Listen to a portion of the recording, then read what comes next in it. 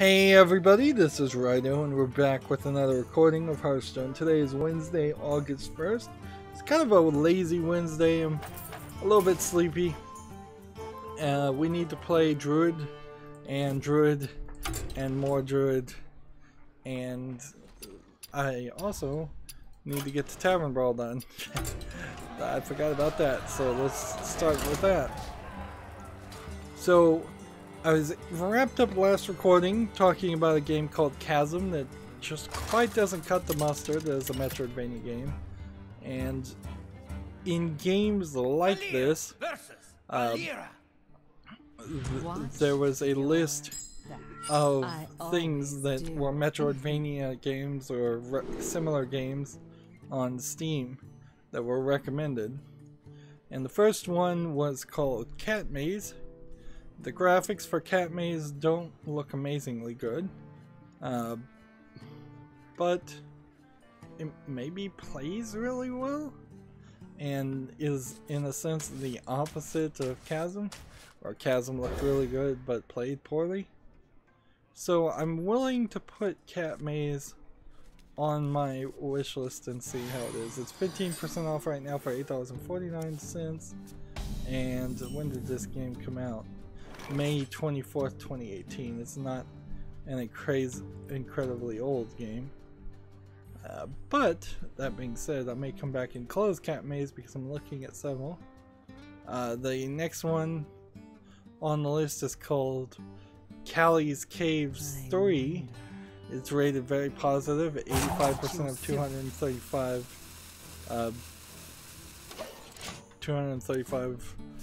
234 user reviews, and seems like this too, the graphics are not too good, but it must play pretty well. And I guess inherently, if you've already gone through the main 3 or 4 Metroidvania games out there, you could probably play these games with the slightly lesser quality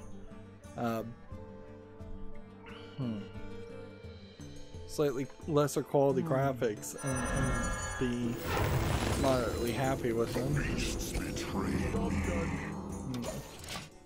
Like Callie's Caves 3 is $6.99, and there's also a game called Callie's Trails on Steam, but it doesn't seem like Callie's Caves 1 or 2 are on Steam.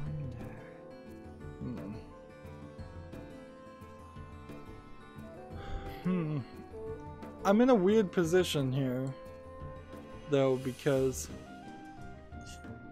I don't know how many of these I really want to play. I already have Ori and the Blind Forest, and I already have Axiom Verge. I want to play the real Castlevania games if they're on PC. The Metroid part of a Metroidvania won't ever be on PC, so that kind of sucks. Because I like the story of the Metroid series kind of more than I like the gameplay style. Particularly like Metroid 1 is not great. The next Metroidvania game I'm looking at came out July 18th in 2018. It has 2 user reviews at 66%. It's called Dead by Death. And it looks like it is straight up a Castlevania clone, with a lot of heads-up display elements. It seems like you're playing as a Dracula. It's English and Simplified Chinese, $11.99.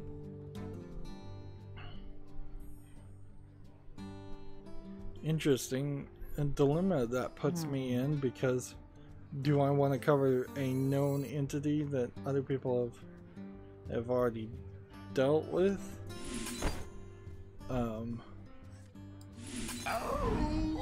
Or do I want to take a risk on something new?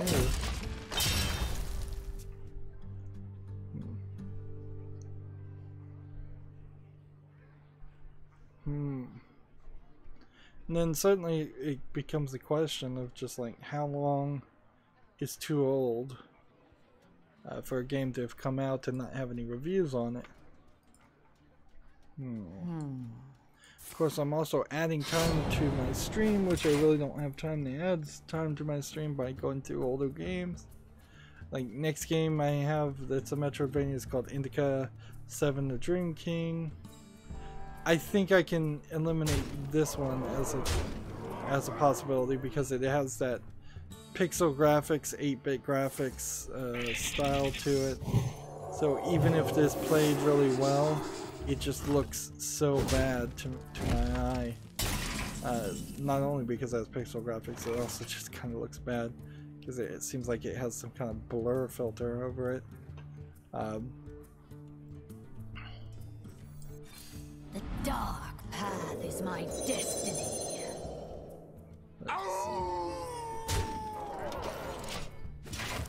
Yeah. So Indica 7 The Dream King is $4.99. I can close that one. Next game we have is called Xenon Valkyrie. It has mixed results at 67% for 80 user reviews. It too has that small pixely 8-bit graphics style. So I think I can close this one too without really having to consider it too much. It's $9.99. Dead Cells, on the other hand, is very positive at 92% of 608. I think Dead Cells is probably one of the ones to play.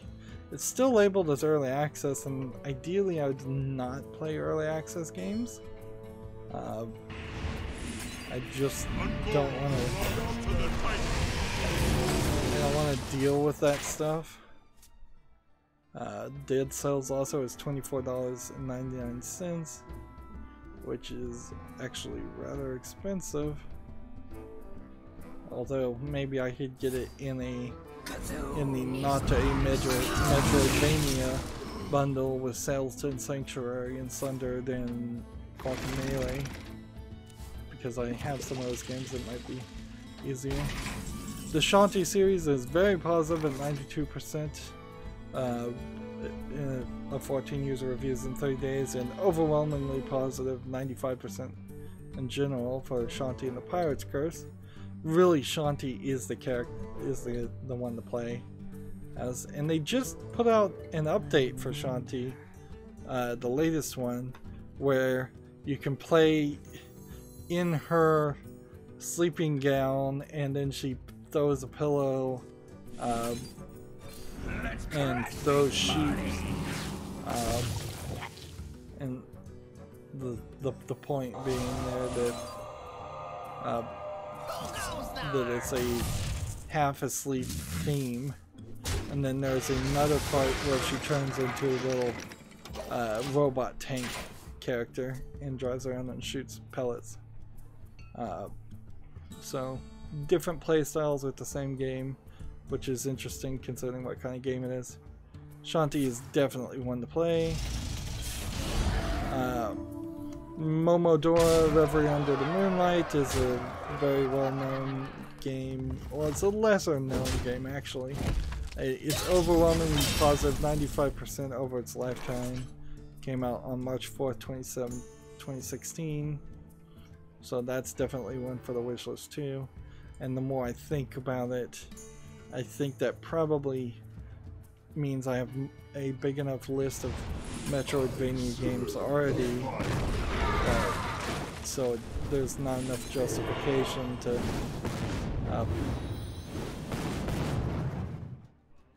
let's see, like one away. I'm gonna play it safe. Iconoclast is rated very positive at 88% over its lifetime, and it's a Metroidvania game too. I guess I've heard of Iconoclast, and I need to double check and make sure that's on my wish list. Then Shanti's Risky's Revenge Director's Cut is very positive at 89%. Need a key. This came out July 15th, 2014. Well played. Yeah, the Shanti series in general is probably a great PC Metroid game series to play. I can't believe I still lost there. That's ridiculous. And then I believe the last one on the list is Retro Game Crunch, which is a series of 7 games full of charm and challenge of the 8-bit generation. Each would feels like an authentic NES classic, a massive genre-spanning collection. I don't know if I really want to play 7 games that are designed to look like NES games. Frankly, without that history back there, that's kind of silly. Sure, if Nintendo would let people, I would stream Super Mario Bros. 1, Super Mario Bros. 2, Super Mario Bros. 3. The pleasure Yeah, is just mine. play those, talk about them, have that nostalgia for it. But I wouldn't play a new game that was exactly like or very similar to Super Mario Bros. 1 because there's no historical relevancy. And let's face it, as good as the Super Mario Bros. Series were, as good as all of the good games in the old NES era were, they're not to modern taste. They're not really worth playing, other than to have some foundational retrospective on them. So Retro Game Crunch is $9.99, and I assume one of the games, at least in this, is Castlevania, but not all of them. So close that. So then that puts us back to games that have come out recently. We have a game called the Z-Axis Continuum. Escape a bizarre world with a rotating universe. Use portals, physics, time, and clones as floors become walls and walls become ceilings. Really, this just looks like it's a rotating world game that I've seen before, with a tiny little pixel man and some pretty generically drawn and colored doors. Like a blue door is just a solid blue door. I wonder. Embrace the light.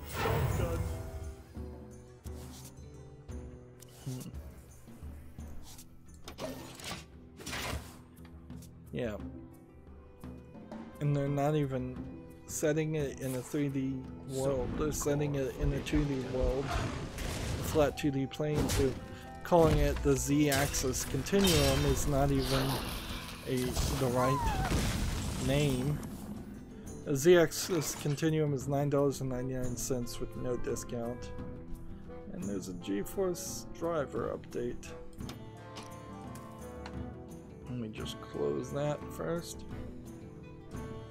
Play that. Elements I like. Totems I love. In the chat.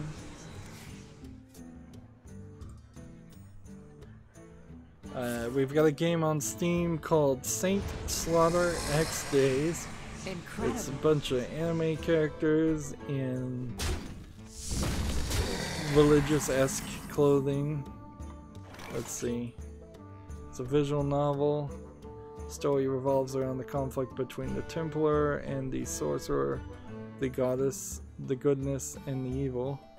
It's 13%, 13 user reviews, 100% positive on this visual novel.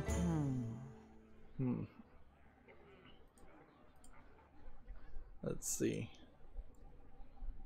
Okay, yep, this sounds and feels like a very anime plot.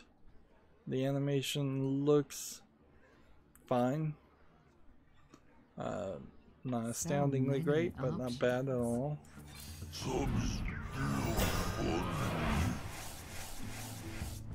Totally. This is a Chinese-only game. 30% off for $2.09. Well, I can't really call it a cheap Chinese visual novel or anything. It's weird that they give it English names and such, and then it doesn't have English support. But yeah, overall, look, this looks like a fine visual novel for people who can read Chinese. Not for anybody else.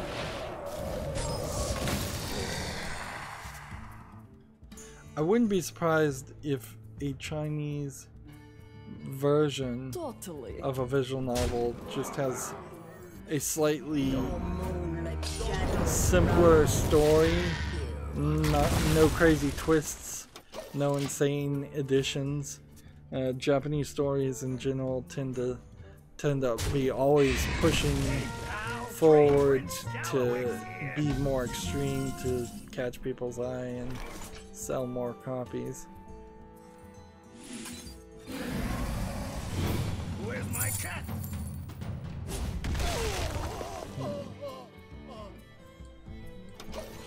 Gematsu has an article, Compile Heart's new RPG is desert themed, titled Arc of Alchemist. Nothing else really to be said there yet. What lurks? We're getting I think we're in one of those cycles where they're announcing games but they're not doing anything else other than announcing the titles. Gematsu has an article, Varnir, V-A-R-N-I-R, of the Dragon Star introduces Karikaro, Laponito, and Charlotte transformations. I'm seeing like 3 anime girls that are half girl, half dragon, it looks like. The beast is near.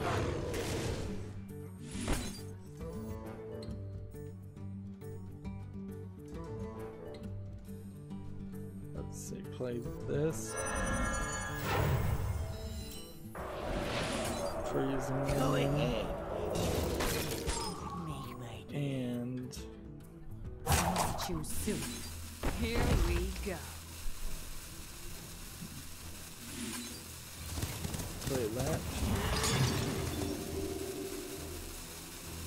Here we go. Let's see. Yep.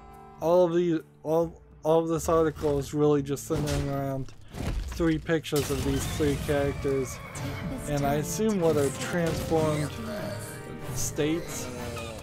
Like, yeah, 2 of the girls seem like they've transformed into half dragons and have sharp wing-like outfits, and then one of them looks like they've transformed into a half fairy and has more of a butterfly wing. I don't know what kind of game this is, though. It's an RPG, I guess, according to the tags. It's coming out for the PS4 on October 11th in Japan. We'll have to see if it comes out to the West. There's a chance, but I wouldn't be amazed if it's not a big chance.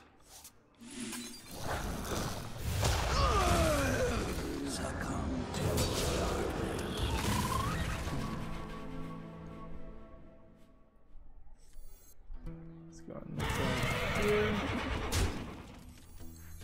That didn't go. There we go. Next game we have on Steam is called Invasion of the Box People. It seems like it is a top-down twin-stick shooter using small pixel art, and I mean really small pixel art here. It's like a worse version of Robotron 2048 than Robotron 2048, or was it just called Robotron originally? Yeah, I don't see anything here that looks interesting. They want $7.99, and the graphics are just way too ugly, so close that tab. Next game we have on Steam is called Pillow, P-Y-L-O-W. and seems like it's a probably asset flip first-person shooter MMO game. It's multiplayer only at least, so it doesn't matter to me. It's $19.99, and it really just does feel like an asset flip. You really can't do a multiplayer first-person shooter without having a lot more support behind it. If it's not a big AAA developer making it, don't even bother. You never get the player base that you need. Of course, it seems like somebody falls for these. I'm trying to see if maybe there's some reason why people would buy this. There's no achievements, there's no trading cards. So yeah, I have no idea why people would want to play it, if people did. Next game we have on Steam is called Radiant 1. It says Radiant 1 is an illusory, short story driven adventure with mystical elements. Or illusory short story, maybe that's how you pronounce that. The tags are action, RPG, indie, story rich, casual. This is kind of a flat animation style with a lack of shading, a lack of variety in tones and color. But I wouldn't inherently say that that's just bad animation as much as an animation style that people haven't seen a lot. Let's see, it's in English and Russian, which take that for what it is. It's 10% off for $4.49, and it's 90% positive for 10 user reviews. So I'm gonna keep an eye on Radiant 1 and see if we can get some more reviews on it.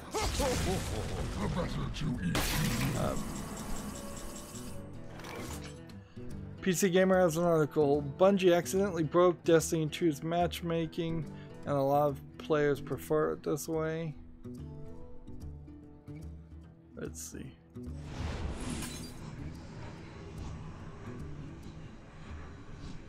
What can I do here?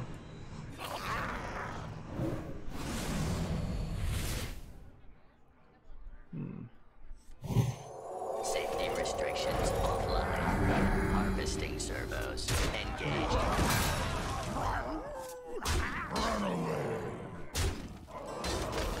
Let's see if we can get some more. The quote here is, "Our plan for the immediate future is to take no immediate action. Due to a bug introduced in recent updating, the matchmaking system for Destiny 2's quick play PvP is currently not following the game's usual skill-based formula. According to PvP design lead Derek Carroll, the bug results in much faster but lower quality matches than usual. But according to many Destiny 2 players, the bug results in a better player versus player experience. Ordinarily, quick play players are grouped according to their Crucible stats and their connection strength." Let's see. 3 damage to everybody.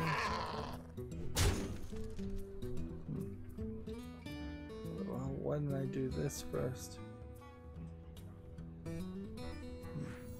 Settle the ship. Just a pinch of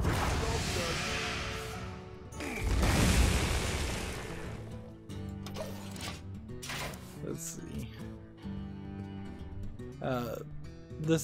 This makes for fairer games, but also slower and tougher games, which isn't what some people come to quick play mode for. Many players argue since Destiny 2 has a competitive playlist dedicated to Down to the Wild contest, the skill is perfectly okay for quick play to be a bit of a mess as long as it's a fun mess.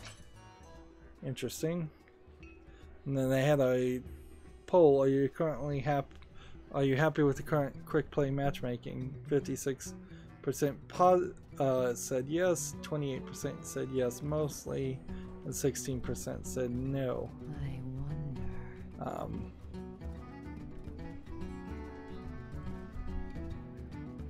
So yeah, people are just happier to get into the games faster and play versus worrying about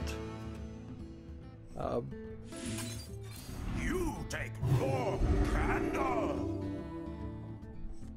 let's see. Delicious spider.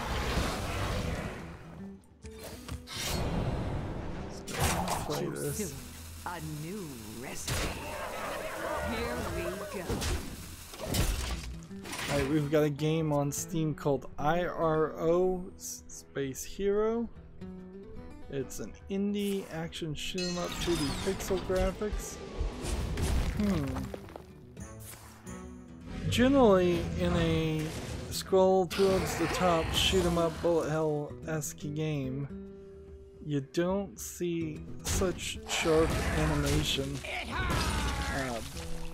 Nor do you see the characters so zoomed in on, which makes it all the people you're fighting actually really big looking and the screen rather small looking.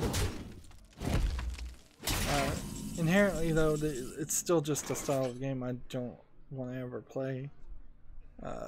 This has a 60 review on OpenCritic already.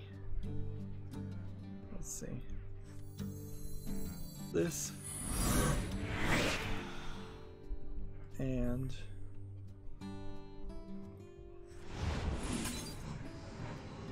let's do The this. sky darkens and your tale In the turn.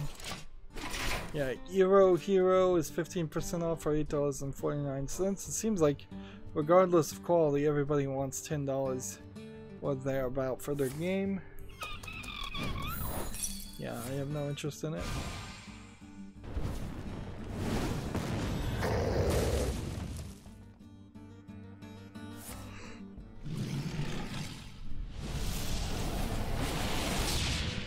Let's see, we've got a game called Space in Between Worlds. It's very positive, 97% with 70 users reviews. And that seems rather high since this is a free-to-play, what looks like a short puzzle game. Maybe people just like it at the price that it's being offered for, which is free, which is frankly a better response than a lot of games. Honestly, all this looks like is a single-screen Unity game where you play as different colored squares, and that's it. Magic shall not save. It's free though, so how can you complain with free? But since it's free, I have no interest in playing it. Let's do this. Let's do this.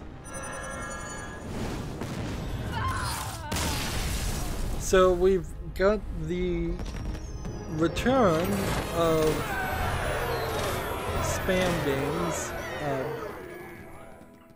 on Steam that are just puzzle slider games with lewd anime characters and lewd poses and moderate states of undress. So we've got Ichi, that's ECCHI, puzzle on Steam, at least for the moment. And every time we see a game like this, the question it really comes down to, why is this game allowed to be released? Oh, apparently it has a scratch-off minigame on top of being a puzzle game. That's more than I expected. Yeah, actually I haven't seen that as a concept. We need to play more Druid class cards now, and then we'll be done. We might as well play ranked. So we'll just play hand Druid, that should be fine. One assumes these are either assets for the girls or stolen assets. Seems like there's only two pictures that are being shown anyways. It's early access, 40% off for 59 cents. I must protect the wild.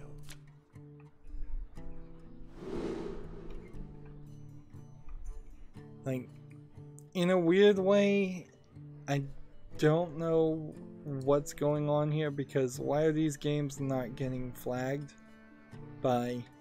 Why are these straight up troll games by this developer in particular not getting flagged by Steam or getting looked at?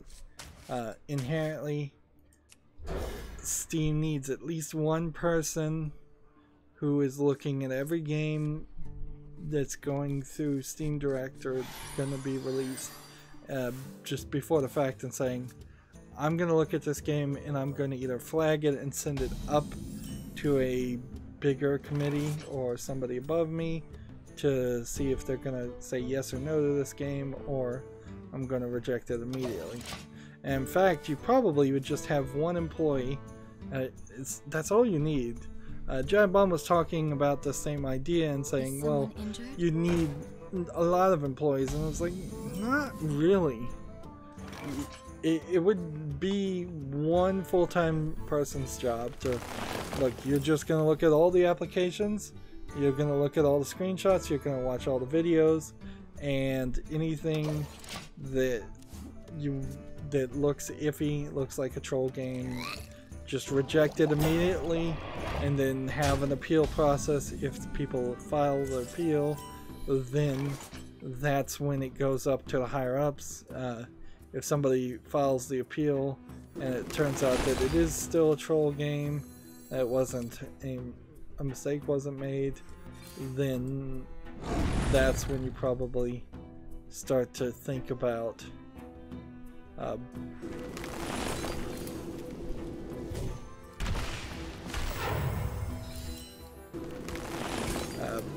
banning the developer in general. The developer of this game has sold a bunch of lewd games, a bunch of dinosaur games, a bunch of random things.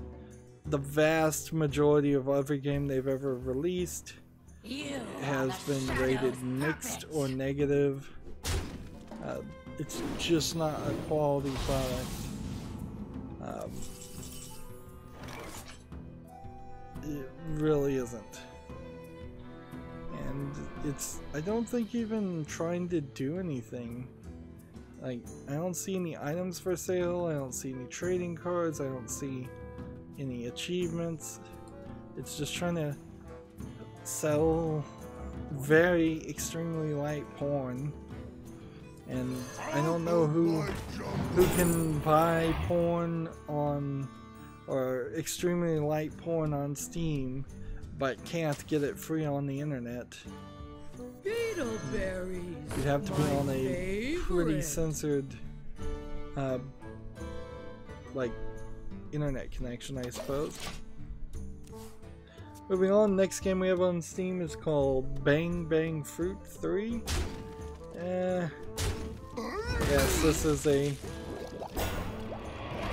just too simply animated game to be worth my time. You were controlling a cannon that's trying to shoot like a cherry on top of a cake or something similar to that idea. For the wild.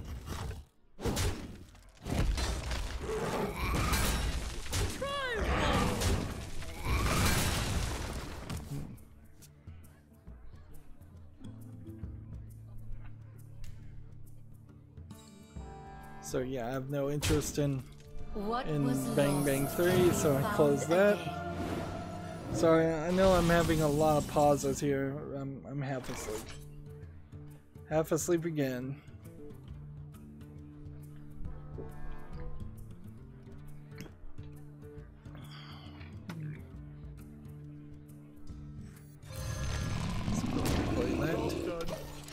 Your Gamer has an article. Mario Tennis Aces Bowser Jr. is being nerfed again. Waluigi is also in harm's way. So Nintendo is still nerfing and adjusting the power levels of Bowser Jr., who seems like he was really overpowered.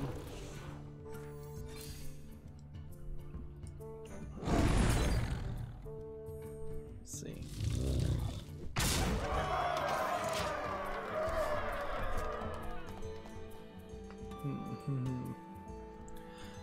Gamatsu once a week pretty much releases Famitsu's review scores. Famitsu being a well-known and respected Japanese video game magazine, kind of like a Nintendo Power without being directly related to any of the pub games. I haven't been covering them. I don't think I am going to cover them. There's just too much to talk about otherwise to come here and say Bullet Girls Fantasia, for example, got a 7, 8, 8, and 8, which is a 31 out of 40. They apparently have 4 different reviewers review a game, and I believe only 3 or 4 games have ever gotten a perfect 40. So it's a pretty high standard that games are being held to. But there's no reviews or anything in this article getting into it. At best, you could take this list and say, well, the games that they looked at this week were Bullet Girls Fantasia, Charade Mechanics, Darkest Dungeon, Dream Match Tennis VR, Jake Hunter Detective Story. I could go on, but it really is just kind of a random assortment of games in general, many of which probably haven't come to the West.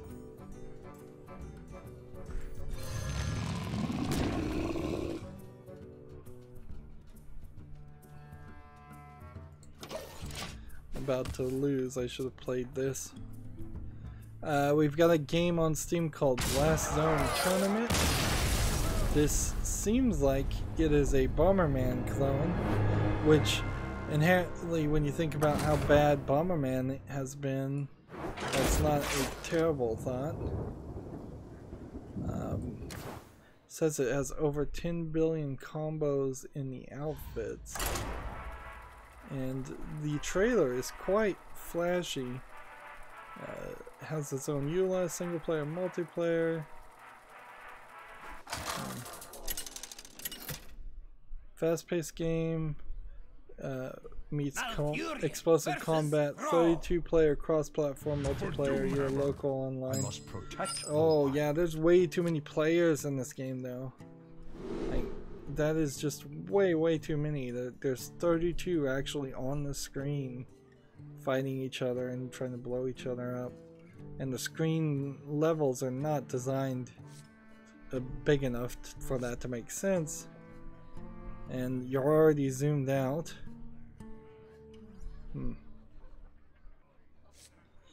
The idea is great, but the actual sellability of the concept is flawed. Like, I cannot recommend playing Blast Zone Tournament because it's gonna have no player base at all. It's early access, $19.99. If there was another Blast Zone game of some sort that was a single player experience going the same way, I might very well go with that. But there isn't. This is the first game from that developer, so moving on. Yeah, another game doesn't make it to the wish list. Time waits for no one. Oh man, I was one short. For the wild. Next game we have on Steam is called Legion's Crawl. It looks like it is a isometric view, top-down dungeon crawler rogue like game, roguelite game maybe. RPG is what they're saying it is. and the graphics just don't look good enough to make me want to play it. Particularly the graphics of the area that you're in don't look great. It's 10% off for $4.49. For the wild.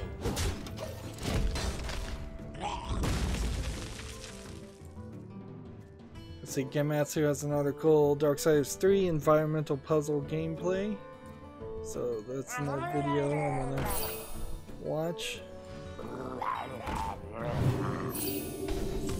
Meanwhile, as that video is playing, I will say PC Gamer has another cool Quake Champions is getting new music from the Brutal Doom composer Andrew Holschult. Which, okay, good to know. There's nothing else that I really need to know about that. Now I look back to the previous tab. So I saw Fury use her chain to hit some kind of creature on the ground that then blew up. And now she's just hit some kind of hanging sack that has left some kind of red goo on the ground. And now she's just picked up an insect of some sort that I assume will explode. And she's throwing... She tried to throw this insect near the red goo. Yeah, the insect eats the red goo and then starts glowing. And then when it's glowing, you can throw it as a bomb. Interesting. Certainly an interesting move.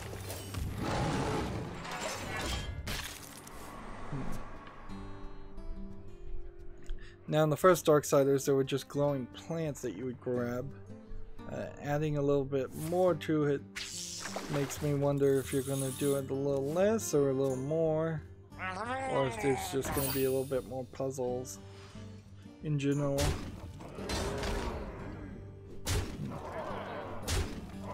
It slightly keeps things fresh, I guess.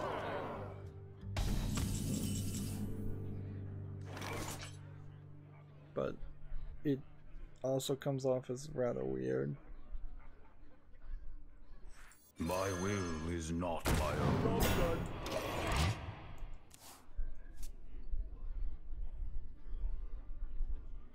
And she's blowing up all kinds of spider webs that are blocking paths. Let's see. And now it's skipped to further along in the story section, I imagine, where she's in her fiery mode where her hair's on fire, and apparently she can swing and jump on spider webs and start them on fire, and then the spider webs will spread the fire to everything they touch.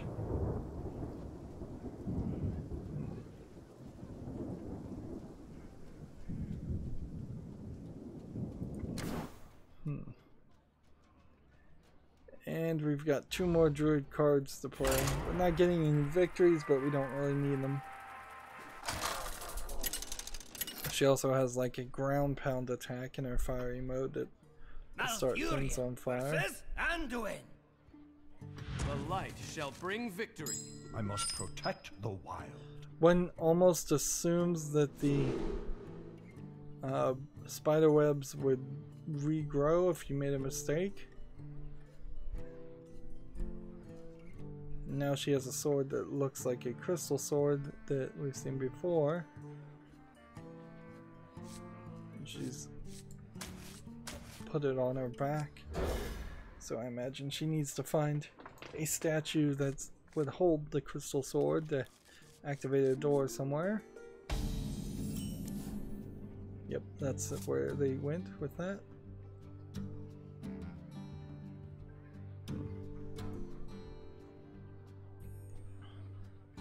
The way this looks, it seems like there's less of a persona in her magic. In Darksiders 2 particularly, you had these giant skeleton hands they would come out of nowhere and open chests for you.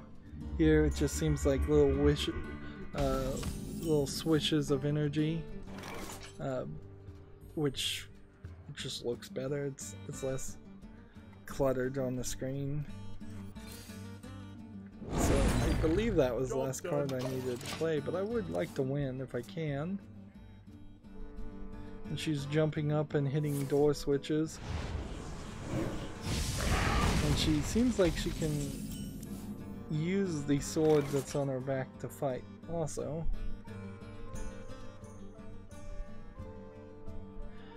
From what I'm seeing, this does definitely feel like Darksiders 1. That they've given up the any part that was like Darksiders 2 is not gonna be here.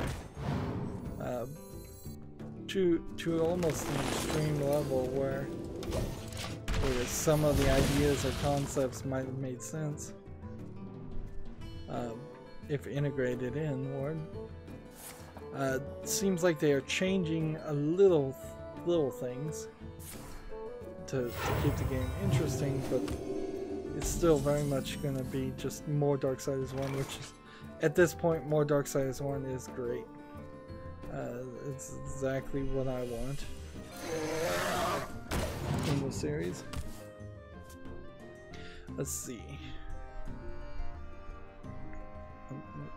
There's like no review score here, so I don't need to talk about this article. PC Gamer has an article. EA takes down the open source SimCity 2000 remake for using copyrighted assets.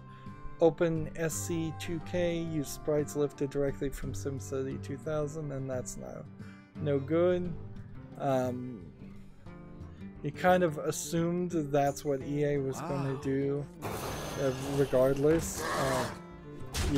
There are ways to protect yourself there if you have artists redraw every single asset and you in a clean room clone SimCity 2000, but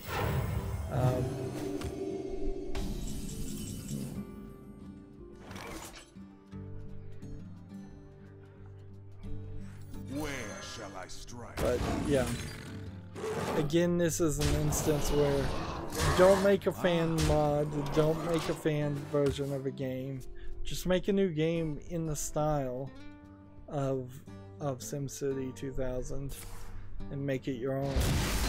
It'd be much better doing that instead of working on projects that are doomed to get DMCA'd.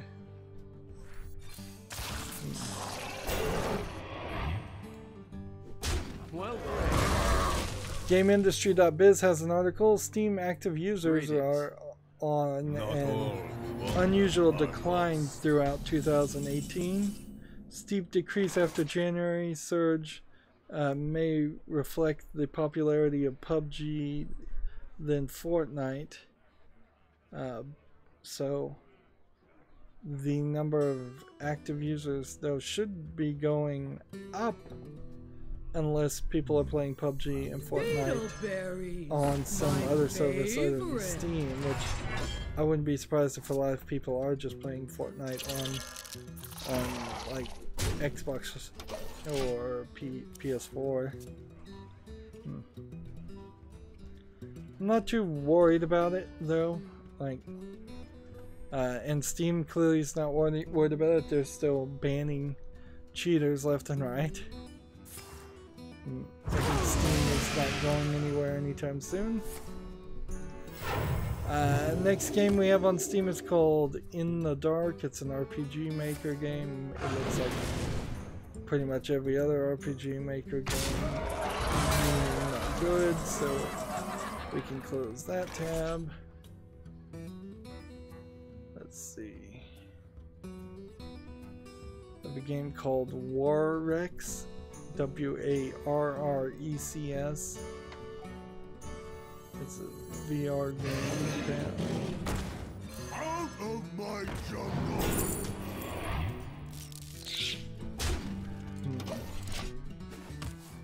says Warcraft is a massive multiplayer game. You have only one goal. Eat as many stars as possible. So it seems like it's a multiplayer only MMO based on tiny ugly pixel art. No thank you.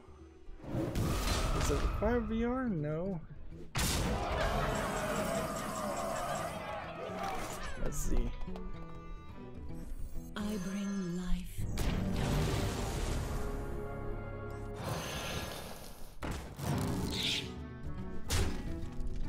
Job done. PC Gamer has an article. The Humble Sport bundle delivers speed, strategy, and Donnie books on ice. So get Grid 2, Dirt Rally, Eastside Hockey Manager, and more all on the cheap. I'll talk about that bundle a little bit later, more in detail. Maybe not today. Though I'm starting to feel it, where I kind of would just like to wrap it up today. Let's see. Are we done with the European account? Yes, we are. So let's move over to the Asian account. I mean the Americas account. We've got a game on Steam called End War Real-Time Strategy, RTS. Looks like MS Paint level graphics, Windows 95 level game. Looks awful. It's $8.99 with no discounts, so no thank you. We made it to rank 19 on this one too.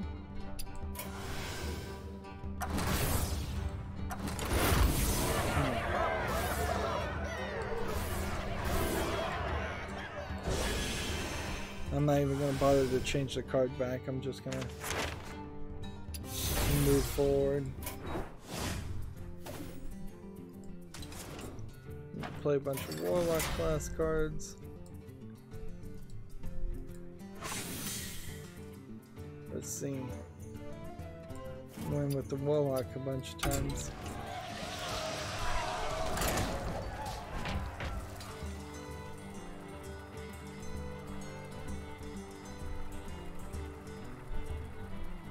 Your Gamer has an article. You can define your own weird religion in Reus.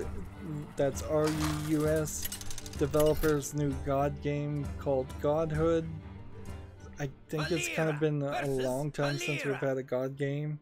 Watch your back. So that's slightly interesting. I don't know if this is on Steam yet, though. It's coming out in 2019, so it's interesting that they're making a game like that, but until it's out, I really can't action on it. Let's see.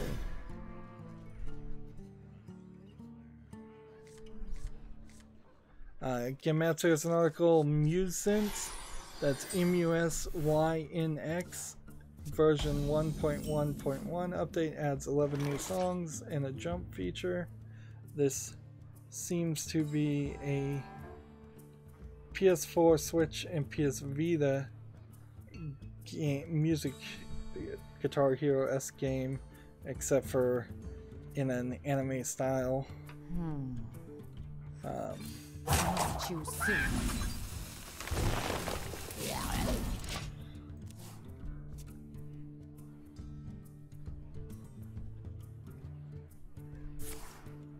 Jump feature allows users to easily navigate through the game's 90+ songs. I don't think this game is available in the West, and I think with the music rights and all of that, this is probably a game that's not likely to make it to the West either. But if it does, so many. It says Japanese and Chinese language support is also included. That's weird. Like, how could you? Relax. It's a party.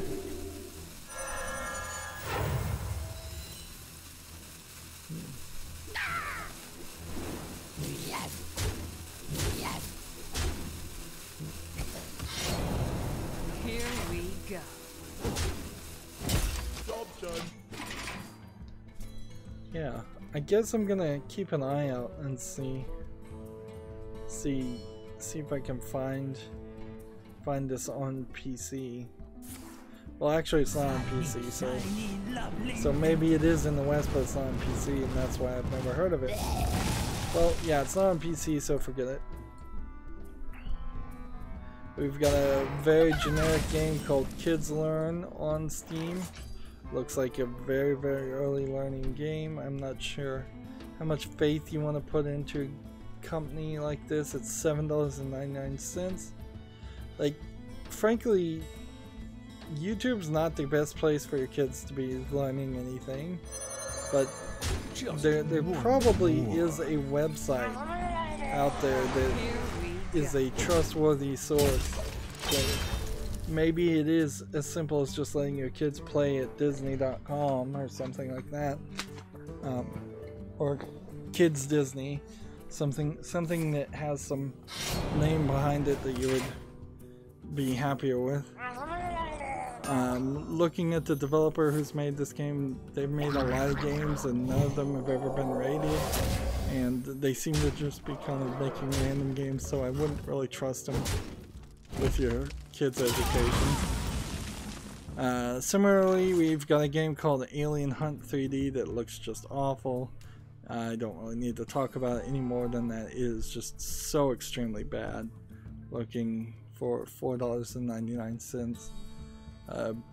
Worse than anything you would expect. It, like, Doom looks better than this, and it kind of is a Doom Wolfenstein 3D game. Wolfenstein 3D would look better than this. It's just horrible, like disgustingly bad looking. PC Gamer has an article. NVIDIA is planning a GeForce event with a spectacular surprises on August 20th. The event is scheduled the day before Gamescom 2018 kicks off. I guess you'd probably have to go to this event. It's probably close to Gamescom.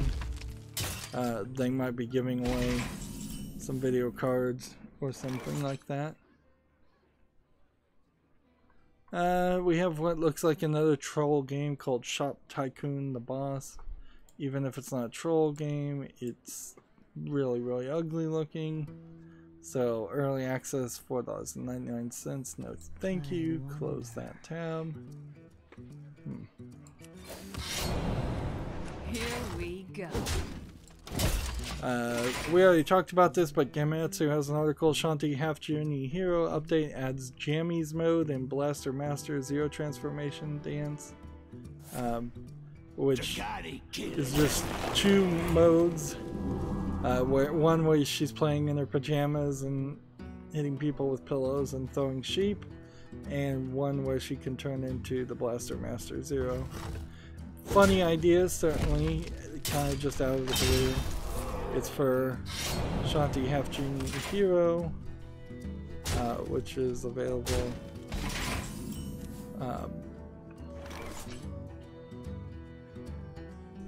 now. I'm gonna have to double check to make sure it's the,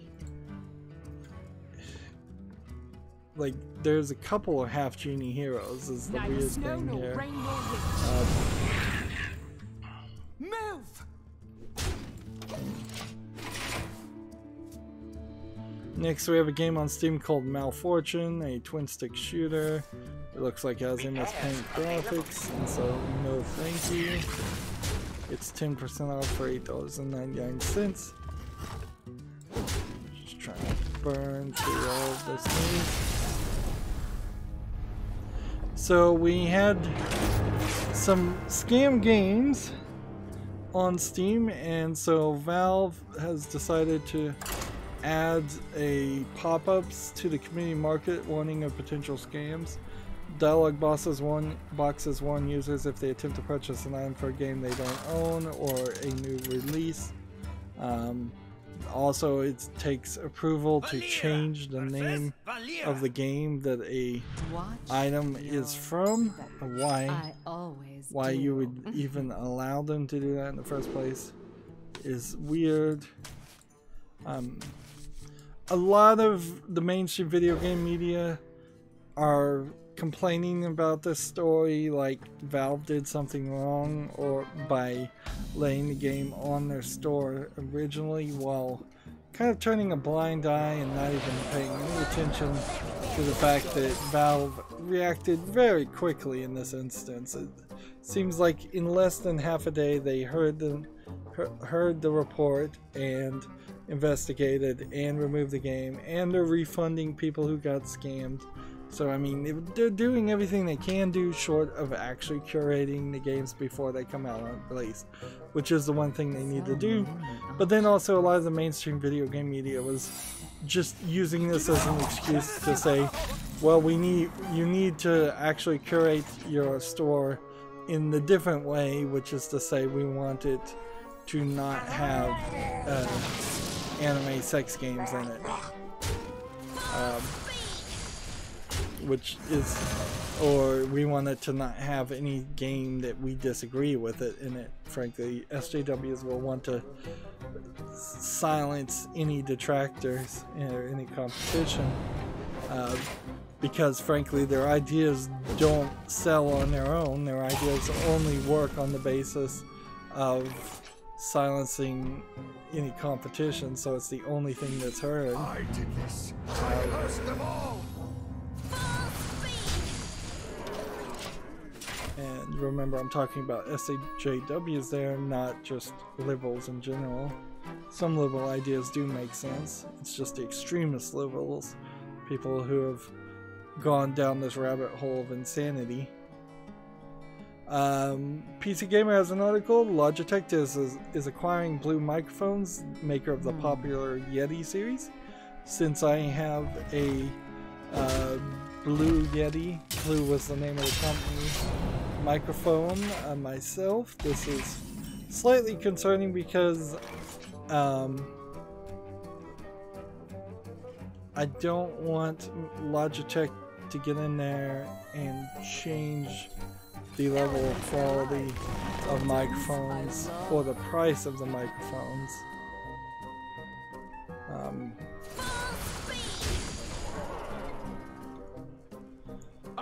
And that is a slight concern. On the other hand, this might just be Logitech buying them out to make money off of them.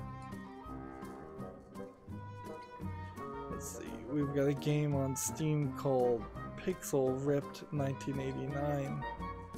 It's Pixel Ripped 1989 is a wacky multi-dimensional homage to early days of games. The player embarks on a journey into the screen of a classic video game and beyond.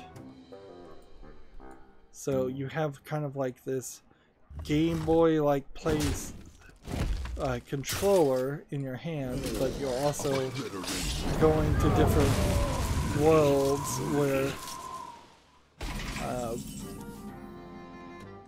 where you're seeing those worlds around you and probably interacting with you. Unfortunately, this is a VR game. It's 20% off for $19.99. I would take more interest certainly in this game if it wasn't VR. Pixel Rip 1989 might be a rather interesting game to play, but not for me. Since I don't play VR, I don't have VR.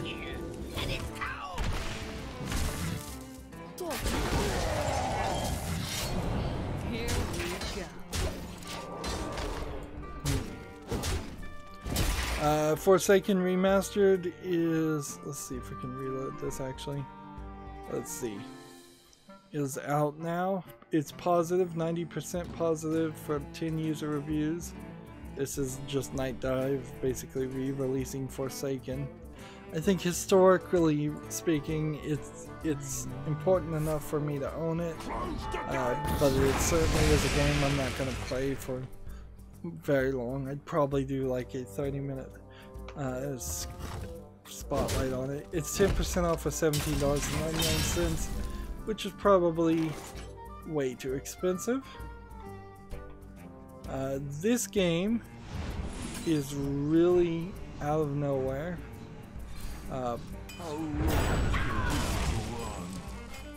In the fact that Here we go. Hellblade, Suna's Sacrifice, has come out in a virtual reality edition on Steam. It's 92% positive of 68 user reviews, 66 user reviews. It's an interesting idea, certainly, but it seems like this is kind of weird too, that since they got purchased by Microsoft and they were having that financial support, why are they releasing a VR version now? I don't believe there was a VR version before, or for like PlayStation or anything. The good news here is you get it, I think, regardless. You get it if you probably already own Hellblade: Senua's Sacrifice, and if you try to buy Hellblade: Senua's Sacrifice right now, you get the VR edition, which is better than Skyrim's VR edition, which is a separate game. And yeah, this would probably be by far the best and the longest VR game to have ever come out now.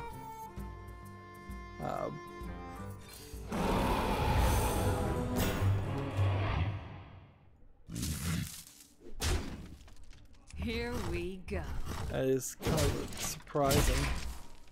So I'll definitely make sure those are on my wish list. See, we have a game called Rend, R-E-N-D. See, seems like it's an open world, team-based survival game. So it's kind of just another Rust clone. It's early access, $29.99.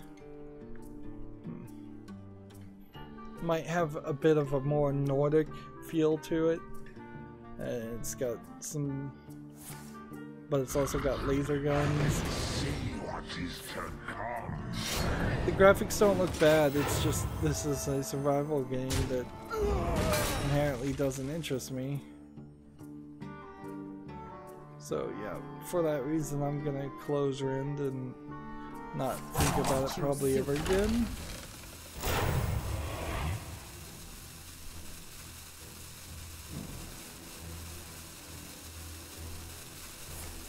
We have a casual strategy puzzle game called Smart Cube. It says Smart Cube is a first-person puzzle game where you have to escape from a scientific experiment, get ready to have your intellect tested. It actually looks pretty good, this game. 58 Steam achievements is a little high. It's 20% off for $7.99. Yeah, I think I'll keep that one on my wish list.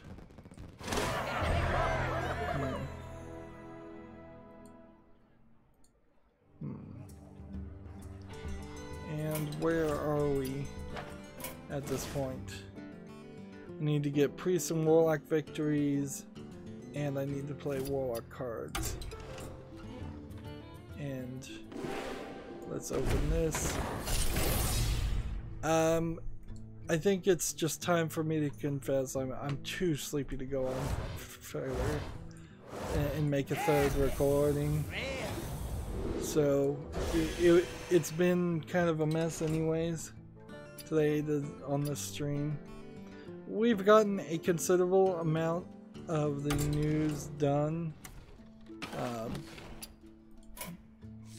There's definitely some games, all 5 of those cards getting turned into dust. Nice.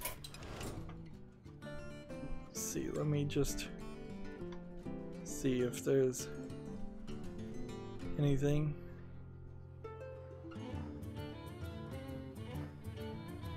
That story would still be relevant Friday. That story is still relevant Friday.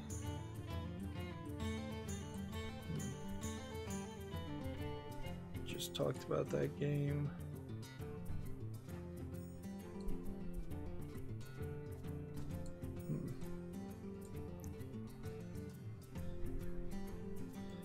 Randy Pitchford, man, I'm talking about what he's tweeting every day now, practically. He retweeted a lady who's doing a GoFundMe for her grandmother who's trying to get an artificial kidney. I didn't think artificial kidneys were available yet. She seems to just be a fan. According to her bio, she's 24 years old. Also, she uses the pronouns she, he, and she's pansexual. And I don't know what INFP even stands for, but then she's also a gamer, and maybe she's from Indiana.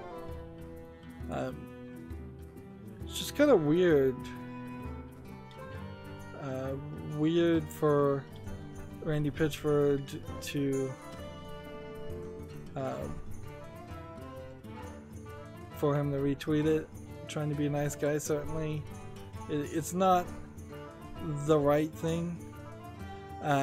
This GoFundMe is $430 with a $400,000 goal, and that's certainly a lot, and it's probably not going to get funded. It's been raised by 3 funders to get to 430. Yeah. That's, let's see, one $400 anonymous and one $10 and one $20 anonymous donation. Well, one of the $10 wasn't anonymous, but whatever. The problem with doing something like this is you run into the risk of this being a scam, and then you've unintentionally propagated a scam, or you run into the risk of this being not a scam, and then people just come with their hands out to Randy Pitchford all the time, and then his Twitter gets flooded with him retweeting people's charities and causes.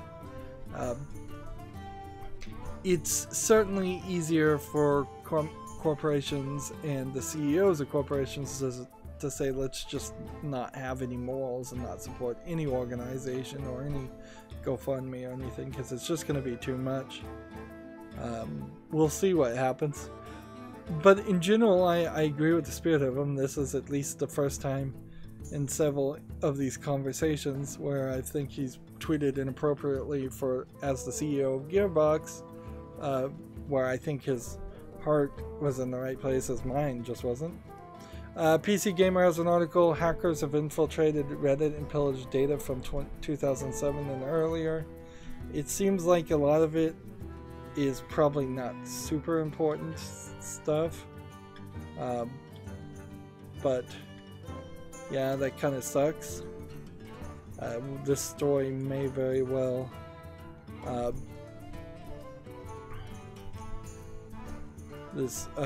story may come out later and expand. Let's see, Valve's fantasy card game Artifact will be out in November. It will also be playable at PAX West. Eurogamer has an article, Anatomy of a Tabloid Fortnite front page, where they talk about how the Daily Mirror offered $300 to a family so that they could write a story about him being addicted to Fortnite, which, I mean, you're paying for the article, you're paying people to say what you want to say. That's not reporting, really. There's more to this article, but it's just, yeah, bad journalism, getting called out by Eurogamer, which Eurogamer isn't the bastion of good journalism in the first place, so that's just, you know, you just don't pay sources for a news report. You really don't. Gematsu has an article, Middle-earth Shadow of War Definitive Edition announced. I definitely probably would get the Definitive Edition at this point, but I'm in no hurry really to play Shadow of War. It'll be as good or better later on.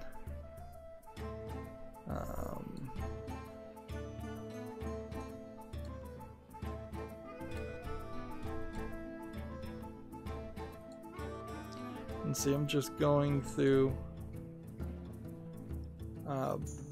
articles, trying to see. Yakuza 0 is out on Steam.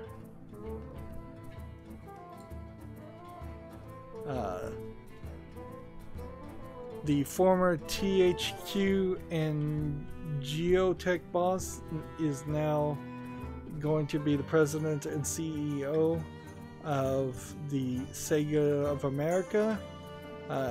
He will also serve on the Atlas board. That's slightly concerning because THQ was run into the ground by bad investment and just overly licensing games. If Sega of America starts doing that too, that would be a problem. However, you know, on the other hand, Sega of America could release slightly more games. So if he takes them in a good direction, I hope that's the way this goes. And it's just a ton of games. Stardew Valley multiplayer is now out on PC. I don't think I really need to report any more on that. See, I just don't, like, I'm too tired to continue playing, but I'm still also not at the point where I'm even closed most of the pages.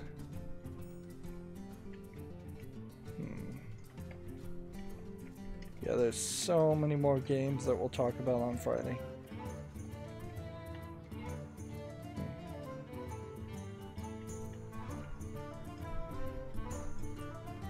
And see, I now that I'm hitting Control Tab to tab through to tabs that are beyond the top title bar on Chrome, I can't close those tabs anyways because they're still not being shown. And I made it to the Humble store. They have this Humble Sports Bundle. For $1 you can get Grid 2, Sega Bass Fishing, and Eastside Hockey Manager, which is probably, for me, if I was going to get like Sega Bass Fishing, that might make sense for $1. If you pay more than the average of $5.75, you get Motorsport Manager, Dirt Rally, Super Bloody Hockey, and 75% off for Football Manager 2018. Football Manager being soccer, I assume. I already own Dirt Rally, which would have been the thing that caught my eye there. And if you pay $12 or more, you get F1 2017. Yeah, and I really don't feel like there's anything there that interests me enough. Like, some of those codes, if somebody was to buy that Humble Bundle and send me codes to games they're not interested in, I'll do quick spotlights on them, but I'm not big into sports games. Definitely.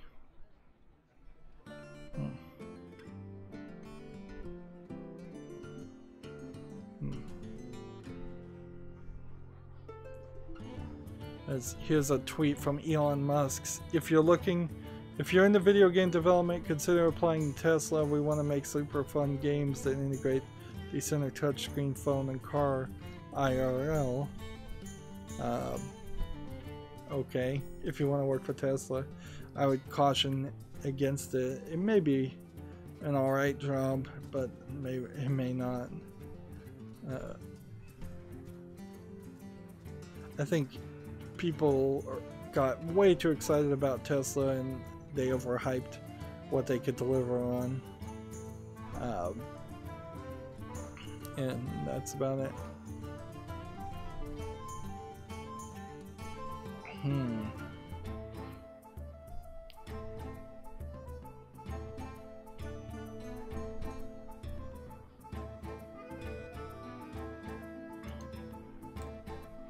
I'm just scrolling down my Twitter feed to see if any new news needs to be reported. Right now, I don't think that it does.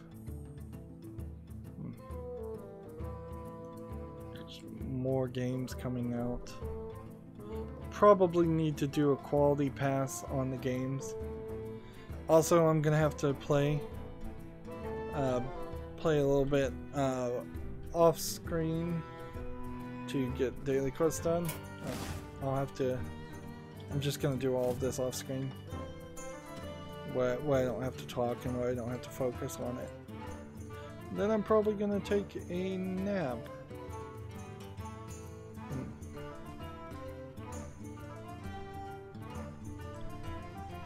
My throat's real dry.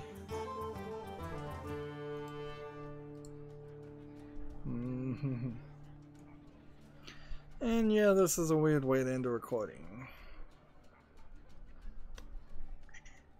Episodes are still airing as far as I can tell on my channel for pre-recorded footage.